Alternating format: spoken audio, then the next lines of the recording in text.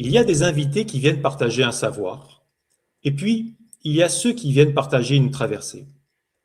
Sandrine Muller fait partie de ces voix rares. Chamane, guérisseuse, thérapeute de l'âme, elle accompagne depuis des années celles et ceux qui portent des blessures visibles et invisibles, des douleurs physiques, émotionnelles, mais aussi des mémoires plus profondes, parfois enfouies depuis longtemps. Son parcours ne s'est pas construit dans les livres, mais dans l'expérience. Un jour, alors qu'elle mène une vie tout à fait ordinaire, elle formule intérieurement un vœu simple: guérir avec le cœur. Ce moment marque un basculement. À partir de là, sa vie change profondément. Elle développe une pratique de soins qu'elle exercera pendant plusieurs années, accompagnant des personnes en souffrance, tout en transmettant progressivement ce qu'elle comprend du lien entre le corps, les émotions et l'énergie. Mais aujourd'hui, avec son nouveau livre, elle franchit une étape supplémentaire. Elle ne parle plus seulement en tant que thérapeute, elle parle aussi depuis son histoire. Elle y aborde un sujet essentiel: les blessures de l'enfance, les traumas, et cette mémoire que le corps continue de porter, même lorsque le mental oublie. Elle met en lumière ces mécanismes de protection, comme l'amnésie traumatique, et ce moment où, parfois, le corps commence à parler à travers l'angoisse, le burn-out, la dépression ou la maladie. Son approche est claire: le corps n'oublie pas, et ce que nous n'avons pas pu traverser cherche un jour à être reconnu. À travers ses ouvrages, ses conférences et ses transmissions, elle propose aujourd'hui un chemin: comprendre, libérer et réparer, notamment à travers un travail profond sur l'enfant intérieur. Un chemin exigeant, mais profondément transformateur. Ce soir, nous allons parler de mémoire, de survie, de reconstruction, mais aussi d'une chose essentielle: comment redevenir vivant quand une partie de soi est restée figée dans le passé. J'ai le plaisir d'accueillir Sandrine Buhner. Bonjour Waouh! Sandrine. Waouh! Ah, ça m'a sonné. Bonjour à tous. Bonjour Didier, ça m'a sonné parce que c'est tellement vrai. Ah, je l'ai pas vu venir celui-là. Tu vois, c'était mieux Si, ça m'a que je te profondément l'envoie ému, auparavant, tu vois. Didier. Je l'ai vraiment pas vu venir comme ça du tout. Ben, tant, Ouais, tant c'est mieux, en tout tellement cas, vrai. merci de nous faire cette amitié, cet honneur de venir nous voir à Luminam, Sandrine. C'est un grand, grand, grand, grand Non, plaisir. merci à toi de Euh, m'accueillir sur ta belle chaîne avec ta belle communauté. Vraiment, merci infiniment. Merci. Là, on est bien parce que on est tout de suite, on s'est synchronisé, quoi. On parle le même langage, celui du cœur, de l'authenticité, en fait. Voilà. Et lorsque j'ai lu, tu vois, ça m'a touché parce que tu vois, ma voix, Ouais, d'habitude, j'ai ouais, toujours une moi aussi. voix bien posante. Moi, j'ai l'habitude, tu vois, c'est mon métier, je parle en public, c'est ça. Et là, ton émotion m'a touché. Ouais, Et ouais, ouais. voilà. Donc, Et c'est voilà. bizarre parce que plus je t'entendais parler, plus je quittais l'adulte et je m'enfonçais vers la petite fille, la petite fille, la petite fille, comme si elle disait il a raison, je suis là. C'est fou, t'as réussi à faire émerger un deuxième personnage qui n'avait pas prévu de venir ici.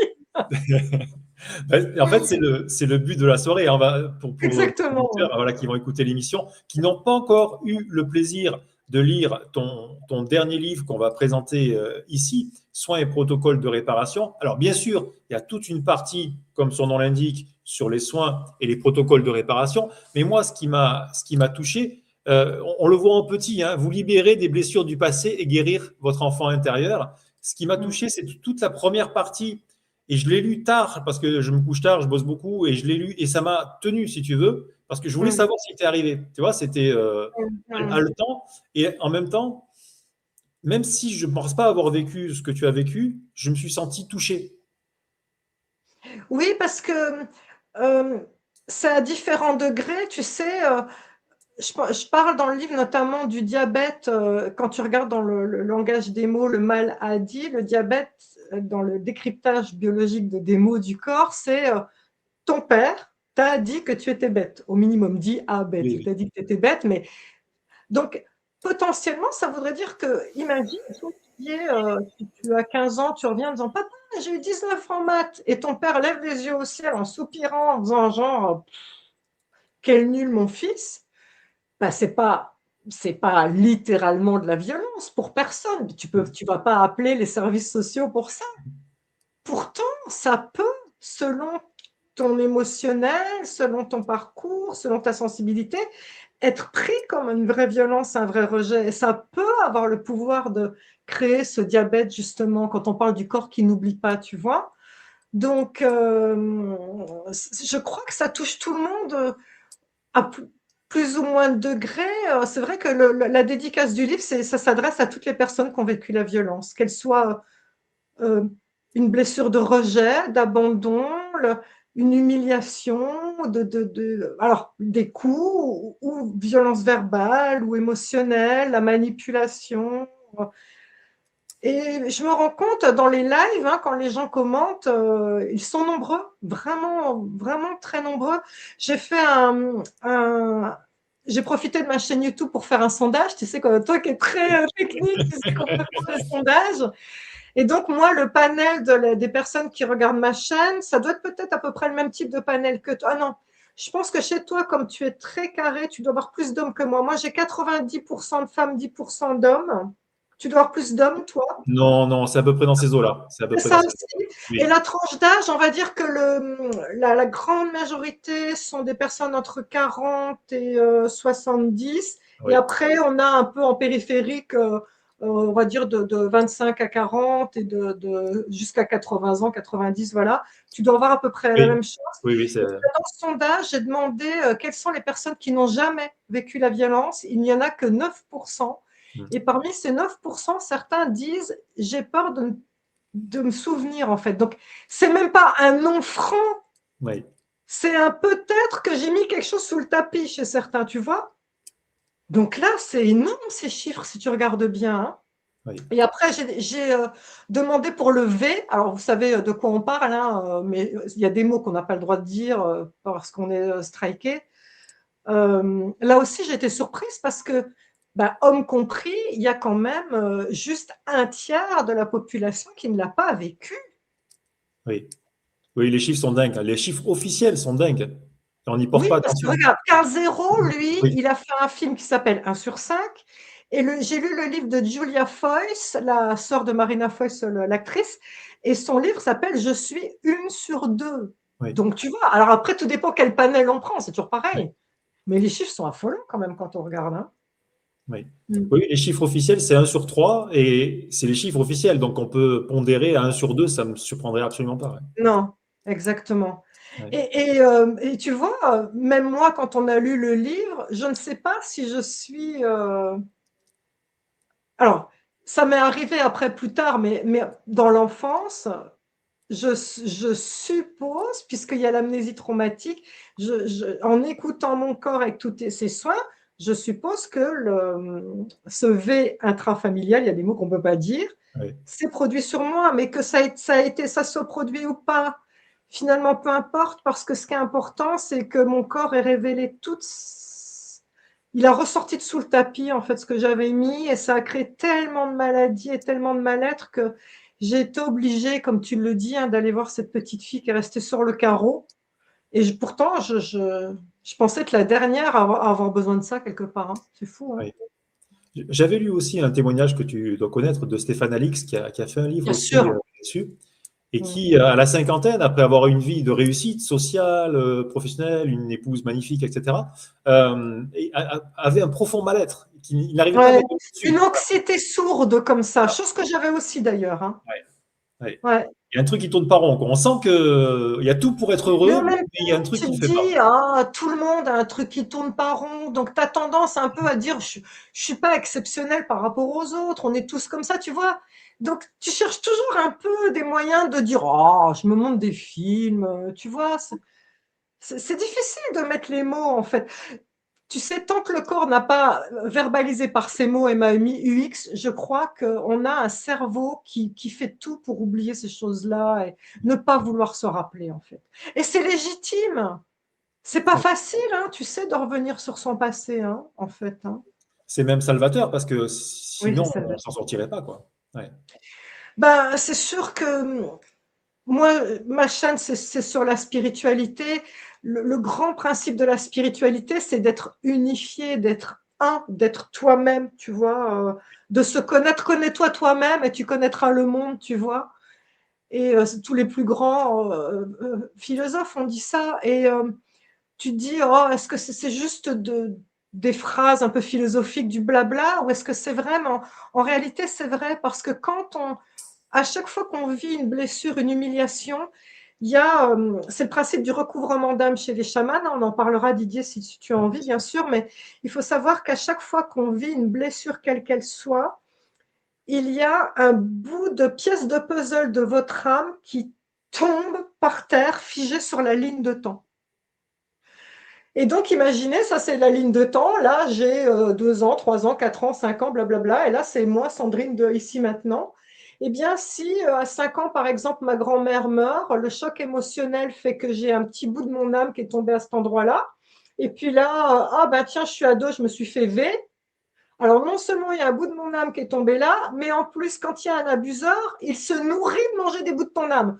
Donc, il y a 2 bouts qui tombent. Il y a le tien, qui tombe à cause de la blessure, plus celui qu'on t'a mangé. Et donc, on se retrouve tous des adultes, ici maintenant, à être vidés, mais littéralement, tu vois, vidés de son essence, de son énergie. Mais oui, ton aura, c'est un gruyère. C'est un gruyère par lequel s'échappe toute ton énergie que tu tentes désespérément de garder pour toi.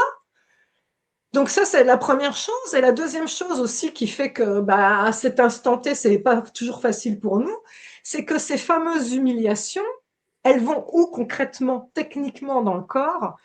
Eh bien, elles vont dans le ventre impacter notre enfant intérieur. C'est là que réside notre enfant intérieur. D'ailleurs, les Japonais le savent, puisque ça s'appelle le hara, c'est le deuxième chakra. Et les Japonais, quand ils veulent se suicider noblement, ils tuent leur être profond. Et C'est ça. donc, ils font harakiri en commençant par le ventre, puis ils remontent. Donc, c'est notre médecine occidentale qui se dit que le plus important, c'est le cerveau.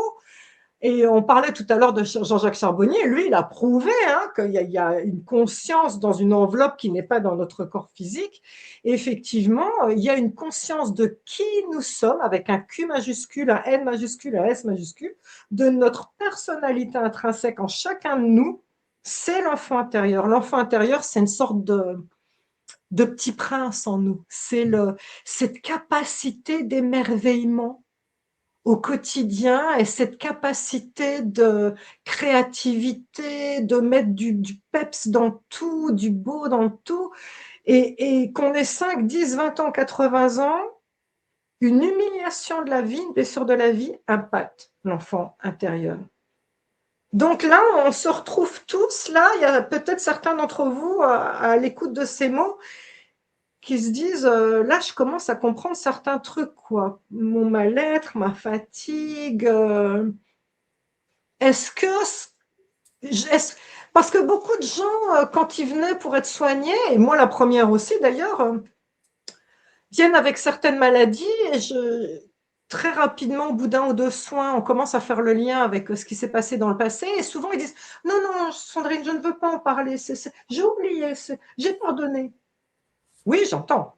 Toi, l'adulte, tu as pardonné. Intellectuellement, tu as fait un processus que tu as mis en place avec un psy, peut-être, ou toi-même, tu as travaillé personnellement.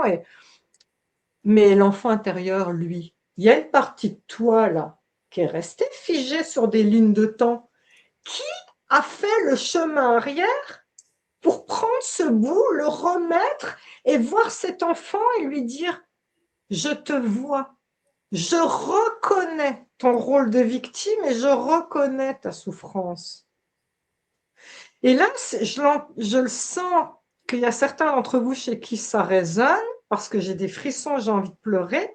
Et si J'ai c'est les mêmes. votre cas, c'est votre âme qui crie, oui, enfin, enfin, on se retourne et on me regarde en me disant, mais il y a un bout de moi là-bas, là, que je dois aller écouter, que je dois récupérer. Alors, Ouais. comment on y va, Sandrine? Comment on va le récupérer?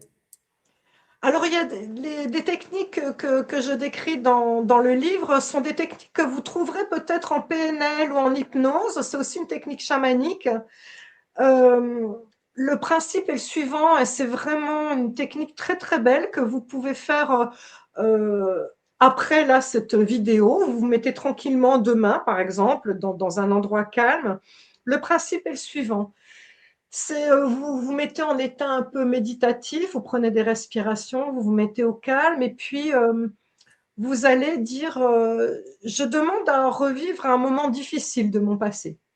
Alors c'est intéressant parce que quand je l'ai fait moi pour moi, mon mental m'a dit ça fait, t'as pas digéré un truc qui s'est passé quand tu avais 8 ans. Ça, c'est vrai que c'était, il y a eu j'ai pas tout raconté dans le livre, hein, dans la violence psychologique de mon père. J'ai même pas raconté le plus difficile en fait, pour être honnête. Mais il y a eu des épisodes d'une violence extrême et mon éditeur n'a pas voulu les mettre.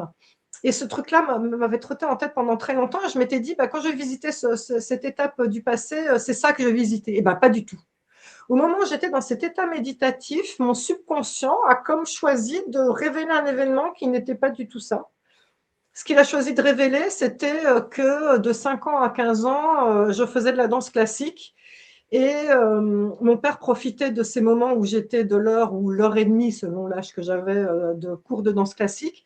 Il allait chez ses parents jouer aux cartes et il mangeait chez eux et il jouait aux cartes et il venait que quand la partie était finie.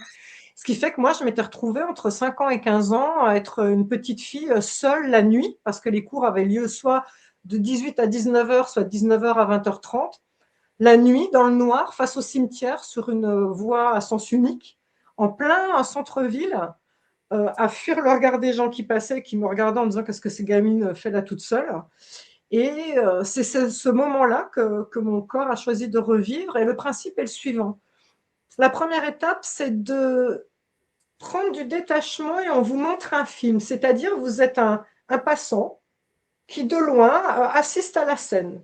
Il y a ce petit vous là qui est en train de souffrir de cette humiliation, de cet abandon, de ce deuil, de peu importe, de cette séparation. Vous le revoyez souffrir. Pas de jugement, rien. Vous regardez. Et puis après, le principe est le suivant, c'est de vous, l'adulte, de vous approcher de cet enfant, si possible de vous imaginer que vous vous mettez à sa hauteur, comme on fait instinctivement, hein, quand on se plie pour être les yeux dans les yeux face à cet enfant. Si instinctivement vous avez cette envie, vous imaginez que vous lui tenez la main, et là vous lui dites ce que vous auriez toujours voulu qu'on vous dise à l'instant T. Et c'est intéressant parce qu'au début, c'est votre mental qui va parler. Donc, souvent, quand je fais parler les gens en disant, tu vois, je te prends comme exemple Didier, imaginons que je te mets dans la situation où tu vois le petit Didier qui vit quelque chose de difficile. Je te dis, Didier, qu'est-ce que tu lui dis à ce petit? Et souvent, les gens commencent par du, oh, ben, je lui dirais que... Alors déjà, ça commence mal, parce que quand on dit je lui dirais, tu ne parles pas à l'enfant, tu parles intellectuellement. Donc je dis non, non, non, non. Déjà, c'est pas je lui dirais, c'est je te dis. Didier, je te parle à toi. Déjà, vous allez commencer par tutoyer ce petit enfant. Petite Sandrine chérie, je t'ai vu, j'ai vu ce qui s'est passé. Petit Didier trop mignon. Petit Didier très espiègle, qui adore grimper partout, qui est vraiment adorable. Je t'ai vu. J'ai vu ce qui s'est passé. Et sache que on n'a pas le droit de faire ce qu'on t'a fait. Tu crois que c'est peut-être de ta faute, mais en fait, toi, tu n'as rien fait. Tu es juste un petit garçon merveilleux ou tu es juste une petite fille merveilleuse. Des fois, il y a des adultes qui sont tordus et ils profitent de moments de faiblesse, on va dire, de quelqu'un pour faire des choses qui sont pas bien. Alors, tu as cru que c'était de ta faute, c'est pas de ta faute du tout. Tu n'as rien fait mal. Tu n'as rien fait mal du tout. Toi, tu t'es contenté d'être un petit garçon fantastique, une petite fille fantastique. Et puis, est-ce que tu as quelque chose à me dire? Laissez un blanc. Peut-être que vous entendrez au fond de vous du pourquoi tu m'as laissé tout seul? Pourquoi tu m'as pas écouté? Pourquoi t'es pas revenu me chercher? Ou peut-être rien, peut-être que des silences. Mais les silences, il faut savoir les écouter, ils ont une musique aussi. Et après, ce qui est important, c'est de dire très sincèrement, si vous le pouvez, je te vois, comme on le fait chez les Na'vi dans Avatar. Je t'entends. Je te promets que je vais te protéger pour toujours, puisque notre enfant intérieur est dans notre ventre. Donc, on est responsable en tant qu'adulte de cet enfant. Et je te promets que je vais t'écouter. Parce que qui déclenche les mots MAUX? L'enfant intérieur. Donc, dès que des troubles du sommeil arrivent, dès que la boule au ventre arrive, la peur au ventre, écoutez bien les mots, c'est pas par hasard tous ces trucs-là. Hein, ah ben là, l'enfant intérieur a quelque chose à dire. Donc là, ça vaut peut-être le coup de recommencer ce process et de dire, ah, allez, je retourne dans le passé, là, j'ai besoin de voir de quoi tu as envie de me parler aujourd'hui. Qu'est-ce que j'avais oublié? Qu'est-ce qui t'a blessé que tu n'avais pas osé me dire avant? Voilà. Et vous êtes un binôme. Cet enfant, il est votre créativité, il est votre émotionnel, votre potentiel créatif. Et vous, vous êtes l'adulte protecteur. Vous êtes un très beau binôme. Et c'est quand on est de nouveau réunis qu'on est fort, en fait. Le but de la vie, je pense que c'est ça. Alors, réuni, ça veut dire quoi? Que l'enfant intérieur, ça serait qui? C'est l'âme, c'est l'esprit, c'est le Alors, personnage? Comment alors tu le vois? Freud, lui, c'était le sale moi et le surmoi. Tu sais, il y a toujours une espèce de sainte trinité, hein, le Ouais. Père, le Fils, le Saint-Esprit.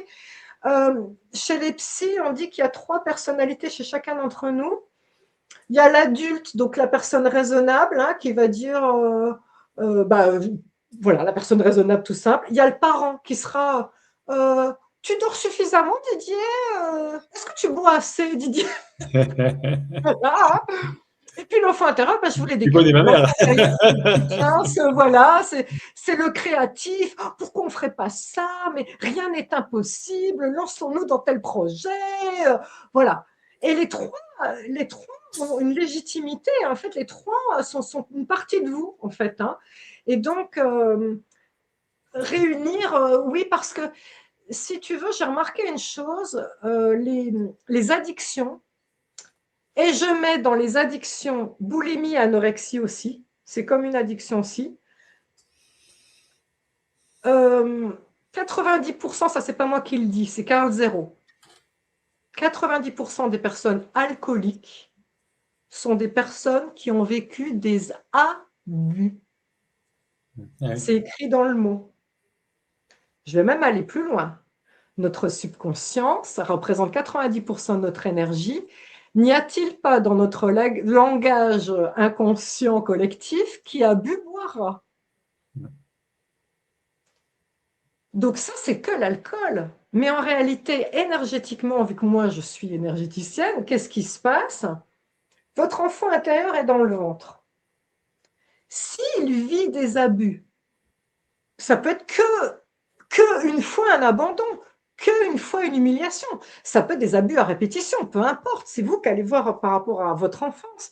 Mais en tout cas, quand il y a un abus, qu'est-ce qui se passe? L'enfant intérieur, il va se recroqueviller, se faire petit dans cet espace qui est le sien. Du coup, cet espace devient un énorme vide sombre, comme un puits béant. Ce puits s'ouvre et qu'est-ce qu'il crie? Il crie « Remplis-moi, remplis-moi, remplis-moi ». Et c'est comme ça qu'on se retrouve à se gaver d'alcool, d'anxiolytiques, de sexe, de drogue, de tout ce que vous voulez.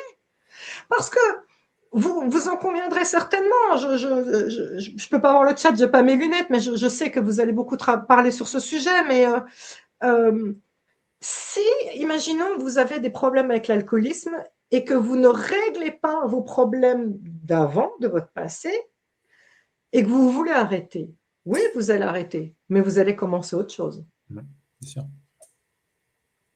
Parce que tu n'as pas réglé le problème de départ. Il y a toujours ce Tu n'as besoin pas, pas été voir l'enfant, en fait. Tu n'as pas été voir l'enfant blessé.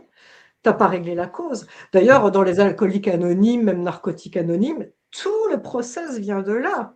C'est revenir sur le passé, comprendre à la lumière de ton regard d'adulte, reconnaître cette souffrance, reconnaître la victime en toi, c'est beau et c'est difficile à faire. Ouais. Et oui, Parce que parce que ça oblige à aller chercher à l'extérieur, donc tu l'as très bien dit, hein, dans les drogues, les addictions de toutes sortes, quelque chose en fait qui devrait être à l'intérieur. ouais, quelque chose qui éteint aussi. Parce que n'oublie pas que là, le ventre où il y a ton enfant intérieur est aussi le centre de tes émotions énergétiquement parlant et le centre de ta créativité. Donc ces émotions que tu ne sais pas gérer, il faut bien que tu les éteignes.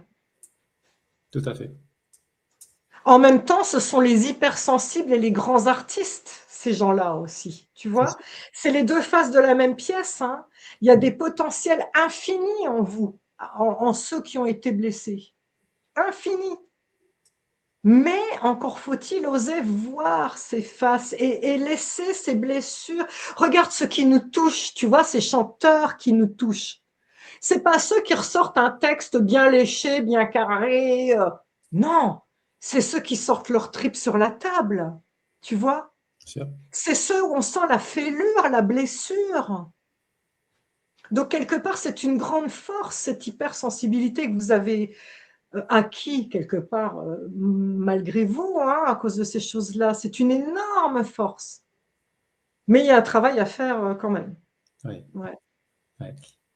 Selon ton expérience, quels sont les indicateurs qui montrent qu'on a cette blessure ou cette ou ces blessures, que cet enfant intérieur est en souffrance? À quoi on le voit dans la vie de tous les jours? Alors, toi qui es dans le monde de la médecine et tout ça, peut-être que tu valideras, mais nous, thérapeutes, donc moi, ça fait 15 ans que je fais ce métier, il y a une signature déjà, rien qu'à regarder la personne, il y a une signature. Donc, c'est tellement du ressenti intrinsèque et personnel que je ne peux pas vous le décrire, mais sachez que, et d'ailleurs, je suis assez surprise, les homéopathes, on leur apprend, hein, tu sais, selon ton visage, selon plein de trucs, c'est hallucinant. Et moi, j'ai vraiment remarqué que je ne me suis jamais trompée en me disant, tiens, cette personne, c'est pas possible, quoi, ce qui lui est arrivé. Je dis jamais rien, voilà, mais au fil, voilà, des soins, la personne commence à se révéler, des flashs reviennent, blablabla, et bing, on revient toujours sur ce qu'on avait dit. Donc, outre le fait que intuitivement, certaines personnes, et vous certainement aussi si vous êtes sensible, savent se connecter à ceux qui ont souffert, il y a cette hyper-empathie, ces personnes aussi qui s'excusent d'être là, s'excusent d'être présents, s'excusent d'être trop, s'excusent d'être pas assez, veulent absolument faire plaisir. Ça, déjà, c'est aussi beaucoup des signes. Et puis après, ça marche dans un sens, mais pas dans l'autre. Je m'explique. Troubles du sommeil, anxiété chronique. Donc, je vous ai parlé de toutes les addictions, plus boulimie, anorexie. Cystite à répétition, endométriose, donc tout ce qui a un lien, problème d'ovaire, ovaire polykystique, tout ce qui va avoir un lien avec là en bas, puisque c'est le chakra qui est concerné par le V et les abus, bien sûr, hein. Donc tout ce qui tourne autour de ça, fibromyalgie, euh, il y en a probablement d'autres encore que je n'ai pas citées. Si vous cochez plusieurs cases de ce que je vous ai dit, il y a peut-être un lien avec des blessures de votre enfance. Par contre, si vous êtes certain que vous avez eu des blessures d'enfance, je vous le signe. Vous cochez, c'est obligatoire, plusieurs cases de ce que je viens de citer. C'est-à-dire que ça ne marche pas forcément dans les deux sens. Peut-être que quelqu'un coche plusieurs cases, va me dire non, non, mais moi, Sandrine, tout va bien. En tout cas, j'ai rien eu dans le passé. OK, il va falloir aller chercher peut-être dans du transgénérationnel, dans d'autres trucs. Mais on va dire que dans le sens inverse, hein, tous ceux qui ont eu des blessures du passé, vous cochez au moins une ou plusieurs cases de tout ce que je vous ai cité. C'est obligatoire. Parce que le corps fait fusible. Ouais.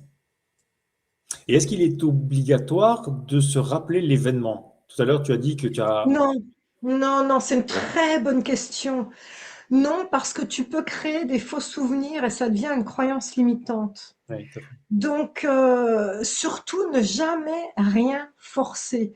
Et D'ailleurs, tu vois, quand j'ai fait le retour dans le passé, j'étais, moi, avec mon mental, je m'étais dit, je veux vivre cet événement qui était pour moi insupportable. Et ce n'est pas. Et tu sais quoi, même j'ai fait 21 soins que moi-même pendant un an pour me soigner, qui sont les soins que j'ai fait pour me soigner, que j'ai mis dans ce livre-là. Et ben, je suis même pas sûre d'avoir abordé le fameux sujet tellement blessant dont je te parle, tu Ouais, vois. ouais, Comme quoi, ce que mentalement tu penses être compliqué pour toi n'est pas forcément ce que ton énergie intrinsèque, ton émotionnel, ton enfant intérieur veut visiter. tout à Et fait. donc, ce qui est important, ça va commencer peut-être par des espèces de peurs chroniques, la boule au ventre, des troubles du sommeil. Et puis là, il y a comme un instant, on commence par le déni. Non, pas moi. Non, les autres, oui, pas moi. Ça, c'est normal, hein, si vous êtes à ce stade-là, c'est-à-dire vous dire, non, mais j'entends ce qu'elle dit, non, mais pas moi. Pas. Et pourquoi vous dites ça, pas moi? Ben parce que le cerveau, il a mis des années à faire des barrières pour vous protéger. Donc, il n'a pas envie d'exploser en vol. À un moment, il dit restons dans mon petit consensus de départ, tu vois. Donc, ce déni est tout à fait normal. Sauf que le corps, lui, et l'enfant intérieur, ils en ont ras-le-bol. Eux, ils veulent s'exprimer, tu vois. Et il y a plusieurs parties en nous. Donc, des flashs viennent. Et d'ailleurs, ce que je raconte, moi, le début de mon histoire, c'est ça, c'est que moi, je suis thérapeute donc depuis 15 ans. Et puis, j'ai une conisation. Donc, la conisation, c'est on coupe un bout du col de l'utérus. Voilà, tiens, je rajoute dans la liste papillomavirus et les problèmes de col de l'utérus, qui sont très courants chez nous les femmes, hein. Ça aussi, il y a eu une invasion à cet endroit. C'est pour ça que le corps choisit de fabriquer des cellules malignes à cet endroit. D'accord? Et donc, mais moi, sur le moment, j'ai ça. Je découvre à ce moment-là que c'est dans le transgénérationnel que ça s'est passé. Que ma maman et sa sœur ont été élevées par leur père. Donc déjà, c'est un truc très violent à digérer. Et je me dis, waouh, ben oui, pas étonnant que j'ai ce truc-là. Je suis simplement le récepteur du Mhm. transgénérationnel. Et si je ne règle pas ça, je risque de transmettre ça à mes enfants aussi. Donc, il faut que je travaille dessus. Donc, j'avais fait une espèce de travail conscient au moment où on m'a fait l'opération, qu'on m'a coupé ce bout du col de l'utérus. J'avais mis toutes les mémoires transgénérationnelles de toutes les femmes de ma lignée qui ont souffert là-dedans. Et j'en ai profité aussi pour mettre toutes les mémoires de toutes les femmes qui ont souffert, que j'ai connues de près ou de loin, pour essayer de nettoyer un maximum, tu sais, les mauvaises énergies autour de moi et dans ce monde, quoi. Et puis, tout de suite après la conisation, vraiment, le corps a comme déclenché, hein, tu sais, c'est incroyable le corps quand il décide, hein. Quand il décide que tu es prêt, de toute façon, tu ne peux pas aller contre, hein. C'est ça. Et là, incroyable. J'étais comme un pantin qui sort de la boîte de cadeaux, là, vous voyez, ça fait boing, boing, boing, ça saute dans tous les sens. Pas moyen de le remettre dedans, tu vois. Je perdais mon énergie à me disperser à droite à gauche dans des trucs complètement futiles, sans but. Je ne dormais plus, j'avais l'impression d'être une chaudière électrique en permanence. Pas de suite dans les idées, complètement décousu, trouble du sommeil et une anxiété permanente. Donc moi, je vais voir mon gynéco en lui disant ah, qu'est-ce qui s'est passé quoi depuis ce truc-là? Grosso modo, qu'est-ce que vous m'avez fait? Et là, il me regarde et il me dit Madame, vous devriez voir une guérisseuse, c'est psychosomatique. Et là, je lui dis mais enfin, docteur, mais vous ne pouvez pas me dire ça. Je suis guérisseuse, c'est mon métier, je le verrai. Et là, il me dit ça a été le choc. Il me dit et alors, si j'étais enceinte, j'irais voir un confrère. Et là, à ce moment-là, mon corps s'est effondré, littéralement. J'ai fondu en larmes, je tremblais, je voyais même plus clair tellement tout se brouillait. Mais c'est un château de cartes qui s'est effondré. Et je me souviens juste qu'il m'a tenu par le coude de manière assez paternaliste et il m'a glissé à l'oreille. Vous verrez, avec le recul, c'est un cadeau. Et je me souviens, j'étais sur le pavé devant chez le gynéco, j'appelle mon mari, j'étais en larmes, j'avais des stimuli, mais incroyables. Je lui dis, viens vite, je crois que je vais tomber dans les pommes. Et au moment où je monte dans la voiture, je lui dis, quelqu'un m'avait et je ne sais ni quand ni qui. Eh bien, pour revenir sur ta question, Didier, en disant qu'est-ce qu'on sait, comment ça se révèle, toutes les personnes avec qui j'ai dû travailler sur leur passé pour réhabiliter cet enfant intérieur ont tous commencé par cette phrase. Il m'est arrivé un truc grave. Je ne sais ni qui, ni quand. Au départ, il y a un déni en disant quand même, ça ne peut pas être mon père, quand même, ça ne peut pas être mon grand-père, quand même, ça ne peut pas être le voisin, quand même, ça ne peut pas. Il est tellement gentil, il est tellement blabla, il est tellement. Et après, on mène une enquête. Moi, je me souviens d'une dame, c'était son grand-père. C'est arrivé juste après moi. Et donc, je l'ai soignée en même temps que je me soignais moi. Elle a mené l'enquête, pareil, en disant tel été, tel été, tel été. Qui était avec nous? Eh bien, papy.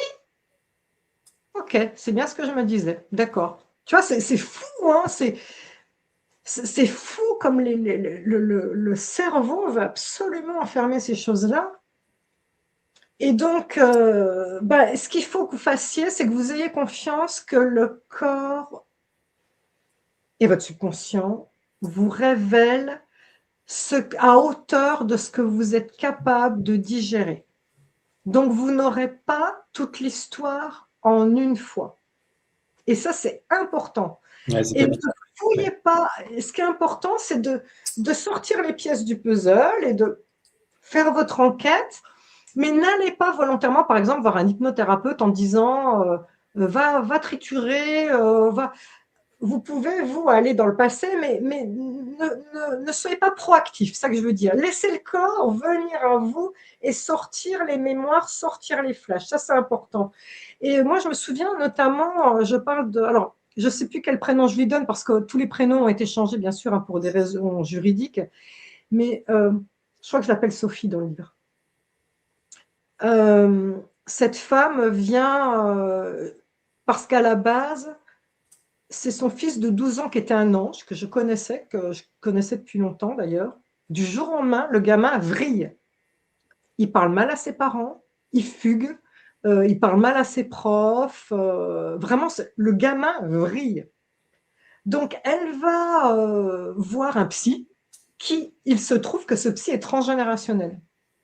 Le psy pose 2-3 questions et là, la mère a une question totalement anodine, entre guillemets, se met à trembler et à fondre en larmes.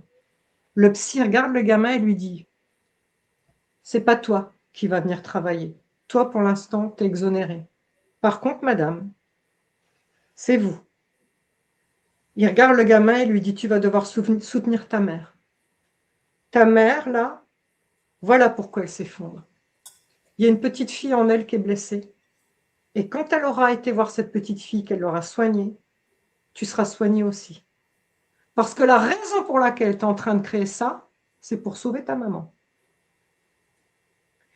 Et donc, elle est venue en disant, voilà, j'ai été V, je ne sais ni par qui ni quand. On fait ce retour en arrière, le même que je t'ai montré là tout à l'heure. On apprend, le corps révèle que c'est un membre de la famille et que ça a commencé à l'âge de 5 ans. Parce que le fait de remonter, tu vois, l'événement qu'elle revit, 5 ans, membre de la famille, mais elle n'en sait pas plus. Elle va voir un autre thérapeute, elle apprend que c'est le père. Elle continue, toujours chez un autre thérapeute, elle apprend que c'est jusqu'à l'âge de 17 ans. Et là, ça m'a fait bugger parce qu'à l'époque, on n'en parlait pas. C'est une histoire dont je vous parle qui est vieille de 12 ans. À l'époque, on ne parlait pas de la fissure d'amnésie traumatique et de l'amnésie traumatique. Et quand elle revient me voir en me disant c'était de 5 à 17 ans, moi, au départ, ça me faisait bugger en tant que thérapeute parce que je me suis dit, mais comment ça? Comment elle peut oublier ça? Mais maintenant, on le sait, il y a ce qu'on appelle la dissociation. Le cerveau est malin. Si c'est votre voisin qui vous a fait des attouchements quand vous étiez petit sous prétexte de viens, je vais te montrer le petit chiot que je viens d'avoir, voilà, ou l'oncle ou un autre membre de la famille, vous allez revoir cette personne. S'il n'y a pas de défense dans le cerveau, vous grillez sur place. C'est pas possible. Donc le cerveau est obligé d'ériger des défenses. Donc il il y a un lobe dans le cerveau qui est mais vraiment une forteresse inviolable. On peut voir sur IRM, il y a un truc, on n'y a pas accès. Et puis, ben, un jour, il décide de se fissurer parce qu'on doit de nouveau aller voir ce petit enfant, on est capable de se soigner. Et donc, c'est là que j'ai appris que cette fille, quand elle disait jusqu'à 17 ans, ben, j'ai appris qu'il y avait deux filles. Il y a la fille de la nuit et la fille du jour. La fille du jour était très très bonne à l'école, fantastique, petite fille modèle. La fille de la nuit, c'était celle qui se sacrifiait. La fille de la nuit avait connaissance de la fille du jour. La fille du jour ne connaissait pas la fille de la nuit. Il a fallu aller la voir, celle-là, et lui dire, oui, on voit ta souffrance, enfin tu es reconnue, enfin tu es vue. Enfin, il y a un adulte là, moi, tu vois, qui va te prendre, te chérir, te prendre dans les bras. Tu vas revenir dans mon ventre, je vais t'écouter, je t'ai vu, je t'ai entendu. Je vais faire ce qu'il faut pour que tu ailles bien. T'imagines un peu la détresse dans laquelle ça peut plonger les gens après. C'est une grande culpabilité. Il y a une phase après le déni qui est la tristesse et la culpabilité parce que quand tu te rends compte que tu as négligé un bout de toi là, qui est resté figé sur le sol dans cette ligne de temps, il y a énormément de culpabilité. Tu te dis, mais pourquoi? Mais qu'est-ce qui m'a pris d'avancer tête baissée comme ça, de ne pas vouloir aller voir ce petit moi? Pourquoi je n'ai pas dit à mon abuseur ces quatre vérités? Pourquoi? Ah non, non, non. Je vous le dis tout de suite parce que vous allez tomber là-dedans aussi. C'est normal que vous culpabilisiez, mais lâchez cette culpabilité tout de suite. C'est normal, votre cerveau a érigé des défenses et vous ne pouviez pas faire mieux que ce que vous avez fait à l'époque. Voilà. Et donc, bah, le but, c'est d'aller chercher ce petit enfant. Et après la culpabilité, la tristesse pour ce petit enfant, vous allez enfin regarder et vous dire, oh là là, ce pauvre petit Didier, cette pauvre, tu vois, quand tu as fait ton descriptif, j'ai plongé vers cette petite fille et tu vois, c'est plus de la tristesse maintenant, mais c'est de la compassion et un amour infini, tu vois, pour cette petite fille que j'ai laissée de côté, que tu as fait re-émerger grâce à ton beau texte du début. Vous allez ressentir ça, vous allez pleurer pour ce mini-vous. Et c'est bien. Oui. C'est bien de faire ça. Et l'étape d'après, par contre, waouh, je ne me suis pas reconnue. Il va y avoir une étape colère. Et ça, je savais qu'elle allait arriver parce que j'avais déjà entendu que des adultes avaient voulu aller confronter leur abuseur. Juste, bah tiens, on en parlait de Stéphane Alix, il a fait un livre, d'ailleurs il y est allé, confronter, pareil aussi. C'est classique, moi j'ai voulu le faire aussi, enfin je l'ai fait par écrit moi. Heureusement que je ne l'ai pas fait en vrai, parce que je pense que dans mes fantasmes, je le tabassais, mais encore là, c'est un euphémisme. Je veux dire, je rêvais que je le laissais sur le carreau, et je pense que j'aurais pu le faire. Je ne me reconnaissais pas. Je ne reconnaissais pas ce monstre en moi. Ouais, c'est fou. Hein. Ouais, c'est fou. Ouais, c'est magnifique ce que tu dis. Ça n'appelle pas forcément de questions, en fait, parce que Non, je c'est pense que important de vous dire que c'est normal. C'est les étapes du deuil et c'est les étapes d'ailleurs quand on sort on parlait de boulimie, anorexie, addiction. Quand vous sortez des addictions, vous ferez cette même étape. Déni, culpabilité, tristesse, colère et après ça devient acceptation. Donc tout ça, c'est des processus normaux. Donc c'est important que je vous en parle pour que vous disiez, OK, voilà, moi je suis dans tel truc. Et donc du coup, dans le livre, je vous dis, si vous en êtes à telle étape, c'est plutôt tel soin qu'il faut faire. Telle étape, c'est plutôt tel soin. Ce qui fait qu'il n'y a pas d'ordre pour faire les soins. Ça s'adapte à qui vous êtes et à chaque fois, vous ressentez ça? Non? Très bien. Alors, on s'en fout. Peut-être qu'un jour, ça reviendra. Pensez-y. Pour l'instant, ça ne vient pas. Ah, par contre, vous avez plutôt ça. OK. Alors, voilà. C'est cette stratégie qu'on va mettre en place. C'est tel soin que vous allez faire. C'est tel… voilà. C'est ça le principe, en fait. Ouais. C'est une espèce de sur-mesure avec des techniques qui permettent de se retourner sur son passé et avec beaucoup d'amour et de bienveillance, de réintégrer cet enfant. L'idée étant que quand quelqu'un vous fait reparler de ça, vous le fassiez avec le même détachement que de parler d'un film. Parce que, en fait, à l'époque, quand il vous est arrivé cette horreur, la blessure était à vif. Sauf que, bah, on est obligé de continuer à avancer. Alors, vous avez mis tant bien que mal un pansement sur votre blessure pas soignée du tout, hein. Et puis, bah, là, quand vous êtes adulte, des fois, il y a des déclencheurs, un mot qu'on vous dit de travers, peut-être l'insulte que la personne vous disait, qui n'est pas une insulte en soi quand quelqu'un vous dit ça, mais ça vous rend dingue, Ouais. parce que cette personne, à ce moment-là, vous le disait. Et là, en fait, qu'est-ce qui se passe? Rac, à chaque fois qu'il y a le déclencheur, la plaie est de nouveau suintante. Et c'est pour ça que vous ne comprenez pas ce monstre, des fois, qui sur un moindre petit truc bizarre se met dans des rages folles, alors que vous ne devriez pas. Mais non, vous en vient à chaque fois, on vous arrache la plaie. Et donc, le principe, c'est de retourner dans le passé, on re-arrache la plaie. Alors ça, je ne vais pas vous mentir, hein, vous allez la revoir, hein, cette plaie. Hein. Mais par contre, on va tout bien la nettoyer. On va tout bien la nettoyer, on va la regarder, on va dire « Oh, je suis parfait !» Voilà, et donc, quand on va re-regarder le film plus tard, il n'y a plus de plaie, il n'y a rien. Donc, vous allez dire « Bah ouais ». Moi, c'était incroyable. Moi, je me souviens de femmes, alors, et d'hommes aussi, hein, parce qu'il y a des hommes qui ont vécu des abus. D'ailleurs, j'en parle, hein, je donne des exemples. C'est peut-être même plus dur pour vous les hommes parce qu'il y a une notion de culpabilité, de « ouais, je suis un mec, je devrais pouvoir me défendre ». Tu vois ce que je veux dire? Nous, les femmes, on a le droit d'être vulnérables et c'est plus entendu. Ouais. Pour vous, les hommes, c'est très compliqué. Parce qu'admettre que quelqu'un a pu abuser de ta faiblesse et que tu n'as pas su te défendre, et même si tu es adulte, parce que je parle de Nicolas, un adulte, hein, au travail, qui a vécu du harcèlement sexuel au travail, au point où ça l'a mis en burn-out, dépression profonde. Il voulait tuer ce gars aussi, il voulait se faire vengeance lui-même, tellement c'était devenu insupportable, tu vois.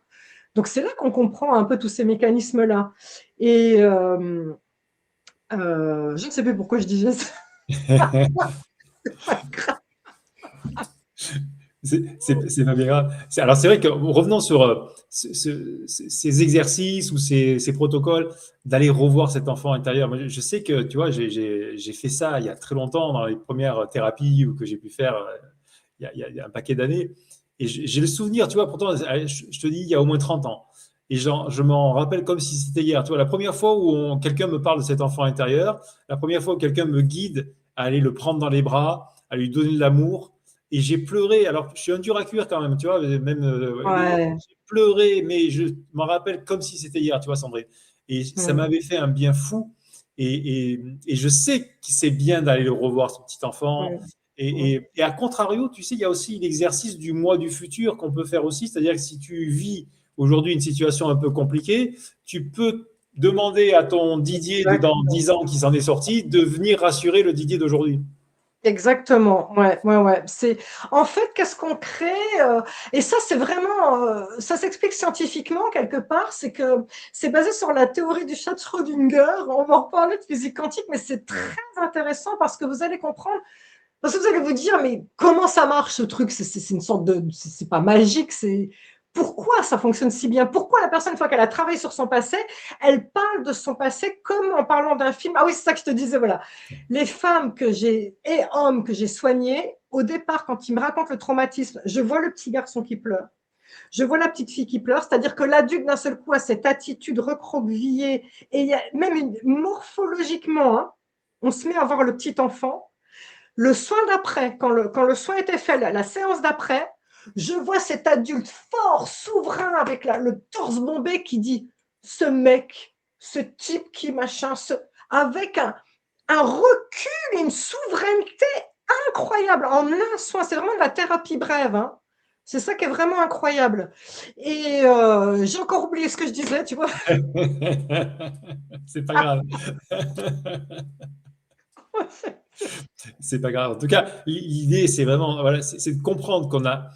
Est-ce on peut pas faire l'économie de ça, Sandrine? À un moment donné, la réalité alors, ça peut être la maladie, dans ton cas, Choix.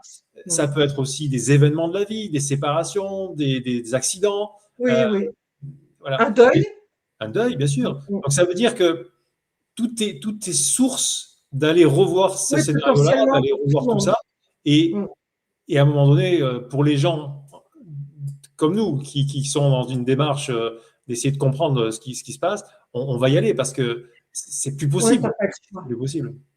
T'as pas le choix parce que tu peux faire la sourde oreille et tu peux mettre des œillères, mais alors ça veut, ben alors du coup tu tombes dans l'addiction, c'est toujours pareil. Puisque ton corps manifeste ça sous forme d'anxiété, de troubles du sommeil, la boule au ventre, t'es irritable pour un oui, pour un non, donc il faut bien arrêter ça. Ouais, bien sûr. Donc comment tu l'arrêtes? Tu trouves les moyens du bord, donc on tombe dans l'addiction, c'est bien ce que je dis. Donc si tu ne veux pas ça, tu n'as pas d'autre choix que de ressortir sous le tapis là, et dire allez, on va sortir toute la poussière qu'on a planquée là et on va aller faire le tri parce que là c'est pas possible.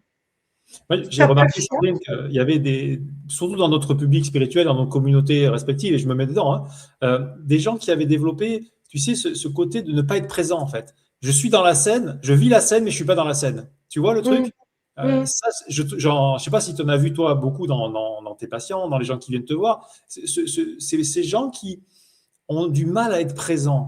Mais ça c'est la dissociation. Ouais, Ça, c'est typique de personnes qui ont justement, à un moment de leur vie, vécu un abus, quelque chose de traumatisant, et ils ont appris à voir de ouais, loin.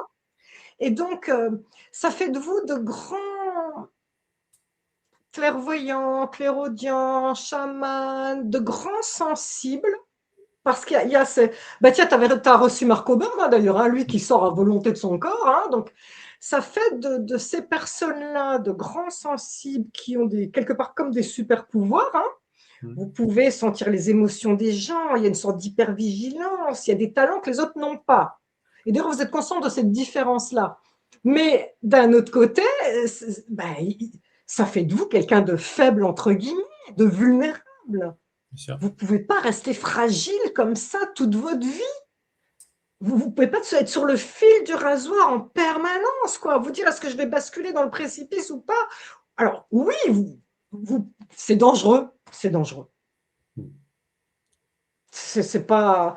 Moi, je préfère. C'est sûr que j'en ai bavé quand même quand il a fallu que je retourne voir cet enfant.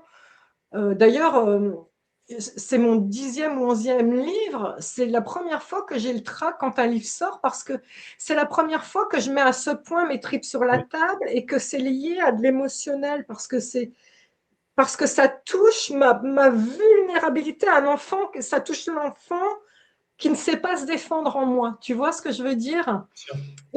Et donc, c'était difficile d'aller voir ces choses-là, mais je suis tellement contente de l'avoir fait.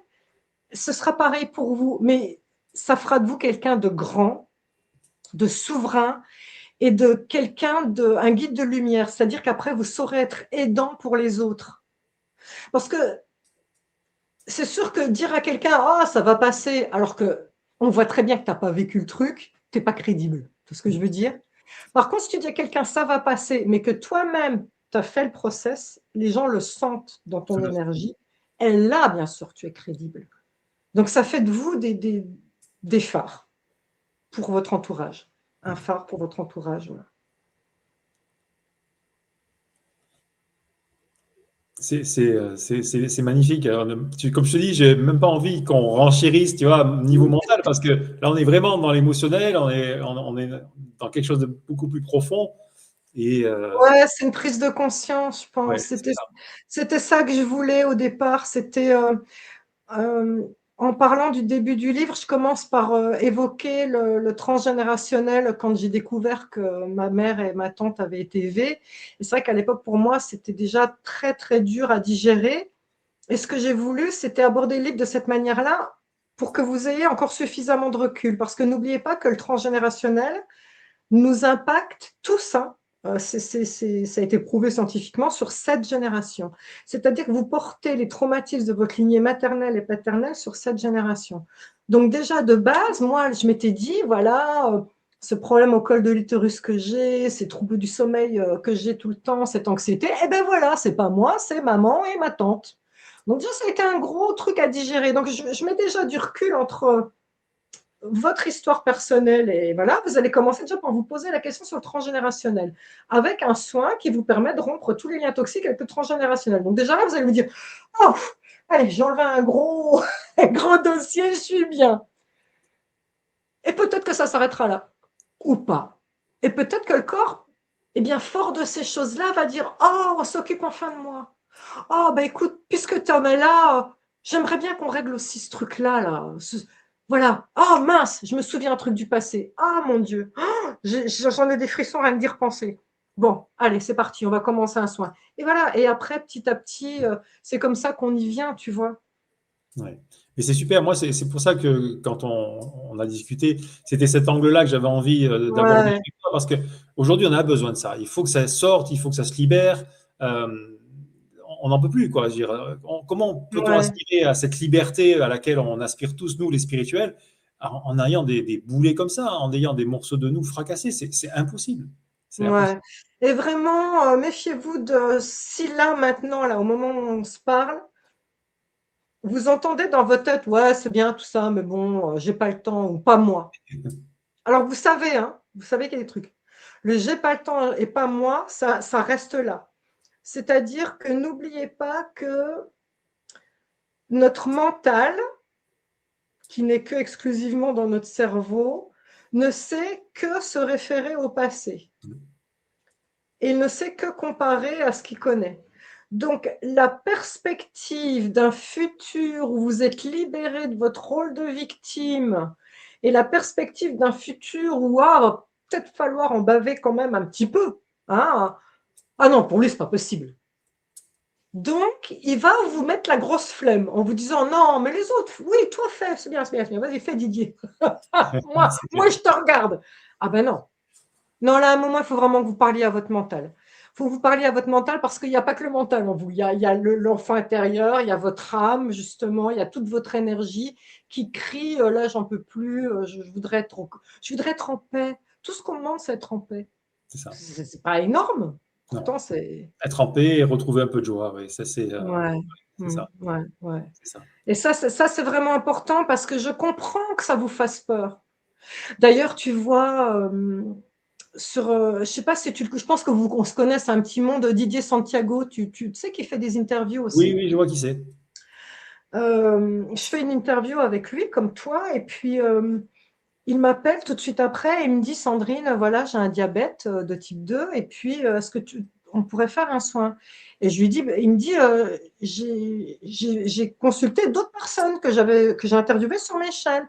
Je lui dis, bon, ben, alors je vais pas t'apprendre grand-chose de plus que les autres personnes que tu as vues. Ils t'ont tous certainement dit que diabète, c'est ton père qui t'a dit que tu étais bête. Il me dit, ben non, ils m'ont pas dit ça. Il me dit, par contre, tu as raison. J'ai dit, bah voilà, le soin qu'on va faire, on va remonter le passé, on va aller voir ce petit enfant, et puis tu vas lui parler. Et on a fait un deuxième soin qui est proposé là-dedans, qui est extraordinaire aussi, qui est le recouvrement d'âme, qui consiste à, une fois qu'on est sur cette scène-là dans le passé, se mettre face à l'agresseur et dire, je te rends, donc c'est un peu comme si à chaque fois qu'on t'insulte ou qu'on te fait mal, c'est une flèche qu'on te plante. Donc l'idée, c'est que tu arraches cette flèche, tu la jettes sur un hologramme, donc que la personne soit vivante ou décédée, ça ne change rien. Hein. Tu jettes sur l'hologramme de la personne et tu vas dire, je te rends tes insultes, je te rends tes coups. Bon, ça c'est la première étape. Deuxième étape, je reprends. Puisque cette personne, il t'a mangé des bouts de l'âme, tu vas comme puiser dans la fontaine de cette personne et tu vas dire, je reprends mon innocence, je reprends mon enfance, je reprends ma créativité, je reprends ma beauté. Bon. Donc, on fait ça avec Didier. Et là, Didier, au départ, il me dit, non, mais Sandrine, mon père est décédé et moi, je l'ai pardonné, il n'y a pas de problème, je suis en paix, tout va bien. Et là, je lui ai dit, écoute, Didier, il m'a autorisé à en parler, hein, c'est pour ça que je peux D'accord. me permettre de le citer. Je lui ai dit, oui, oui, Didier, j'entends. Toi, l'adulte, tu me parles avec ton cerveau. Je lui dis, est-ce que tu me permets qu'on fasse quand même ce rituel? Je lui dis, ça ne marche pas, tu verras bien. Oh, au moment où, juste, tu vois, il faut quoi? 10 secondes, le temps que ton Ouais, subconscient se mette dans le.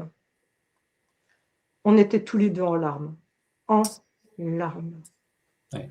Il en tremblait. Et rien que de repenser à ces jeterons avec ce qu'il y a derrière, j'en ai encore la chair de poule et l'envie de vomir. Parce que t'es tellement mis en connexion avec l'injustice et la souffrance à l'état pur.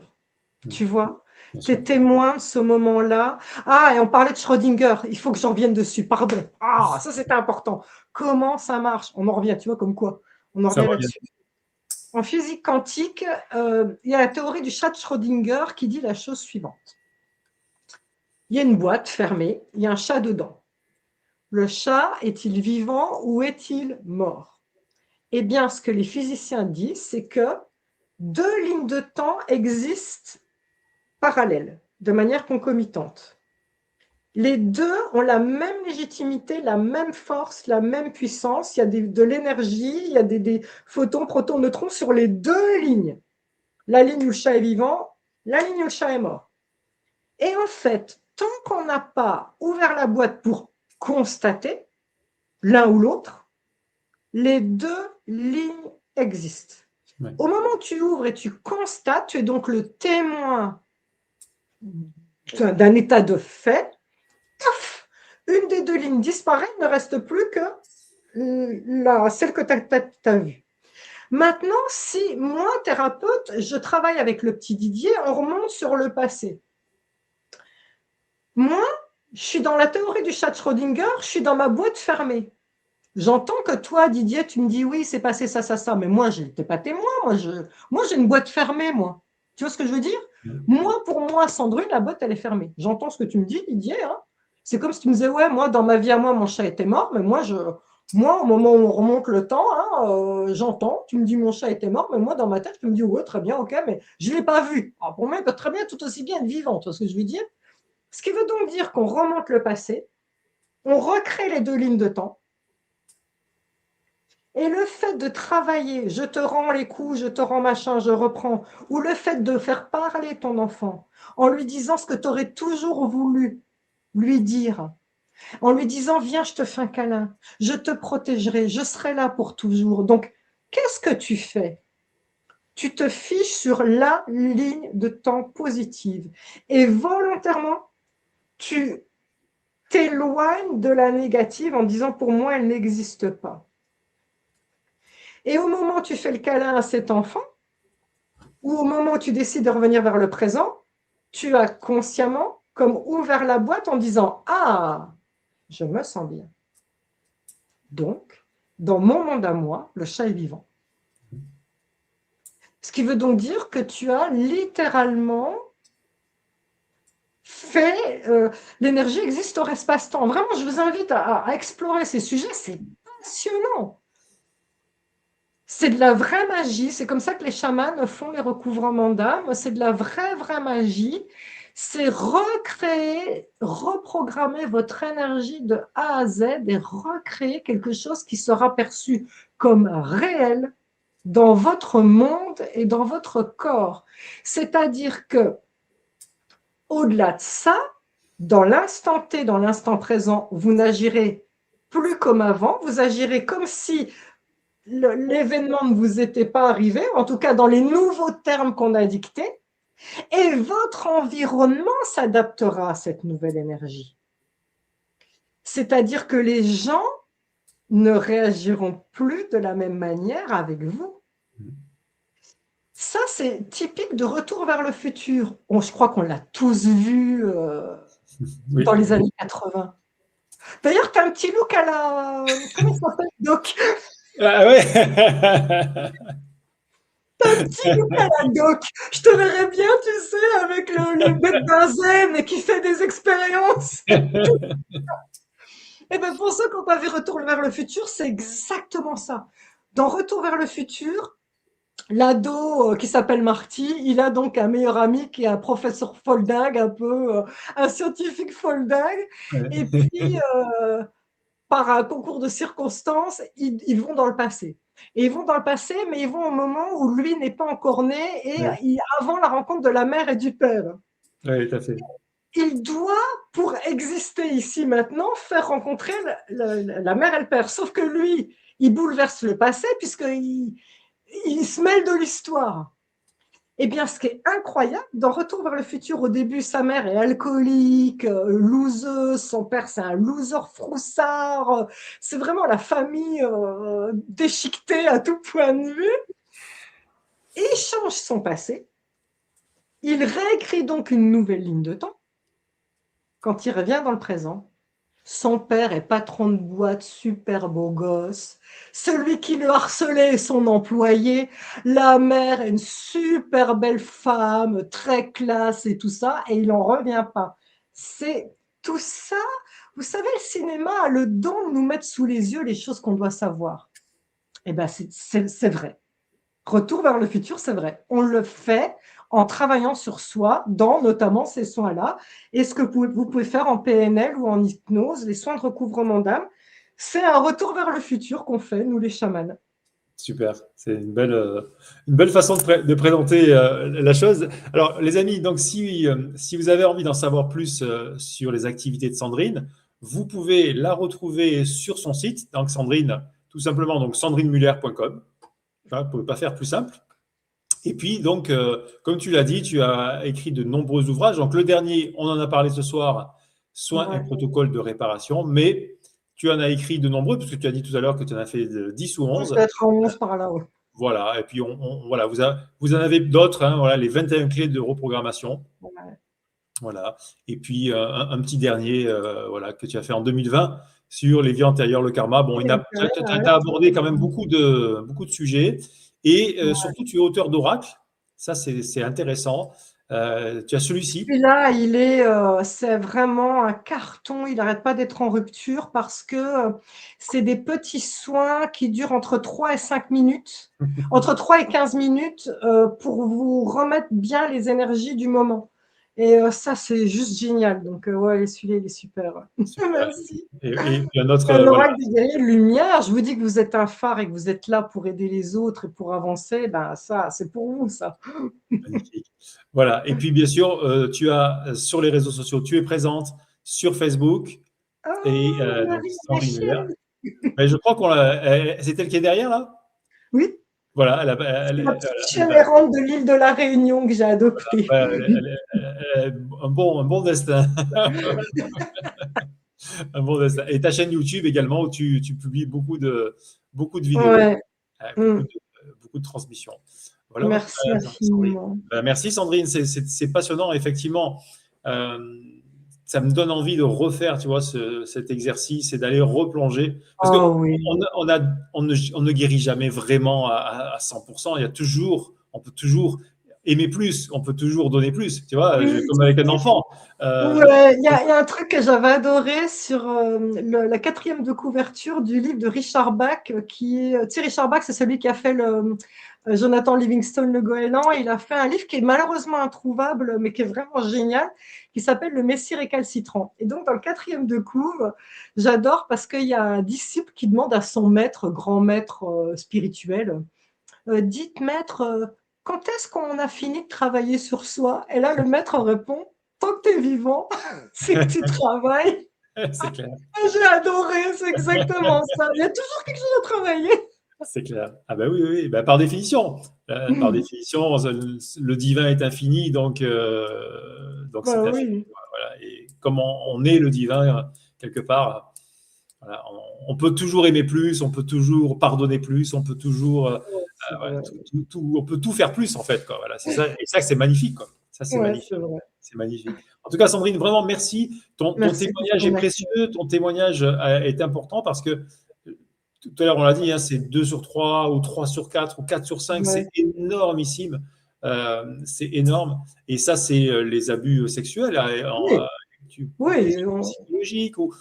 Effectivement, toute cette génération des jeunes qui sont nés dans les années comme moi, 70, 80, qui sont arrivés dans des familles qui étaient encore dans le dur, hein, tu vois, ces familles qui sortaient de la guerre, où on. ça n'a pas été simple. Donc, Oui, c'est vrai que les gens qui suivent ta chaîne et la mienne, vous dont on parlait, je pense qu'on est une sorte de génération un peu sacrifiée, c'est justement. ça. Ces années 70, ceux qui sont nés dans les années 60, 70, même déjà aussi aux 80, parce que souviens-toi aussi, c'est la grande époque avec Mitterrand, Maznev, cette espèce de liberté. Il y avait des manifestes pour que la liberté sexuelle des enfants. Ils ont Ouais, testé des trucs, mais complètement dingues, que là maintenant, mais ça te fait hérisser les poils si on en parle maintenant. Mais...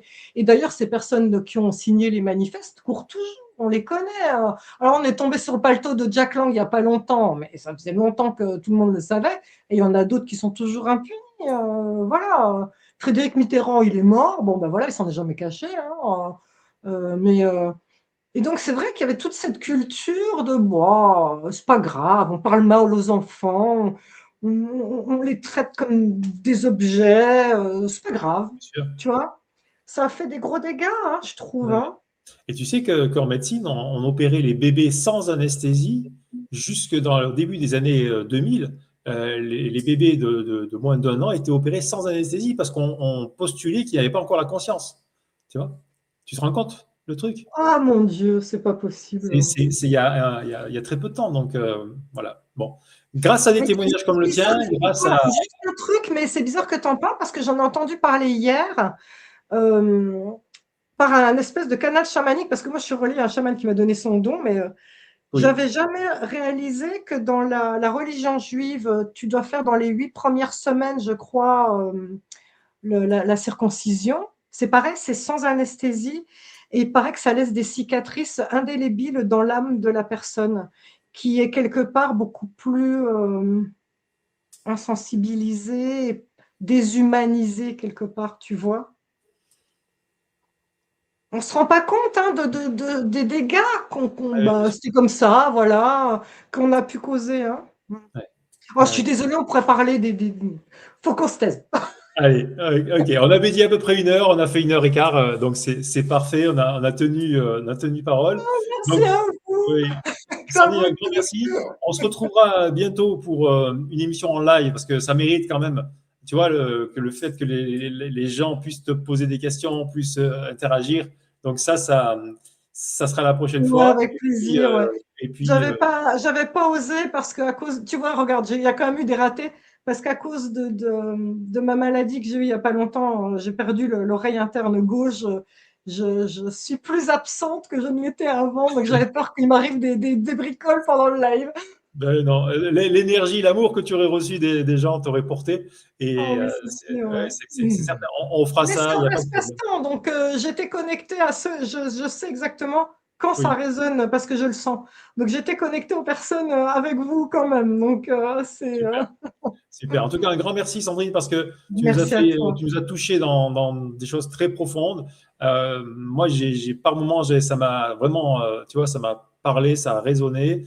Et, euh, et je sais qu'il faut que je retourne voir ce petit enfant intérieur, tu vois, et des fois, j'y vais pas. Mais je le sais. Bon. En tout cas, merci beaucoup. Merci à Sandrine, on se toi. retrouve bientôt, les amis. Avec un immense Et voilà, plaisir. sur Luminam, les rendez-vous réguliers. Et puis, de plus en plus, on va reprendre des activités sur Nice en présentiel. Voilà, tout ça, on se dévoile bientôt. Et puis, on aura peut-être le plaisir de retrouver Sandrine, puisqu'elle est varoise maintenant, elle est désormais Oui, juste à côté de chez nous. j'aimerais Et, bien. voilà, C'est envoyé dans l'univers en attention. allez, on envoie ça. Les Ah, amis, je vous j'adorerais. embrasse. Merci à tous ceux qui ont suivi ce Merci, replay. merci. Sandrine, à très bientôt. Infinie gratitude, Didier. Merci à vous. À Merci, au bientôt. revoir. Au Au revoir. revoir.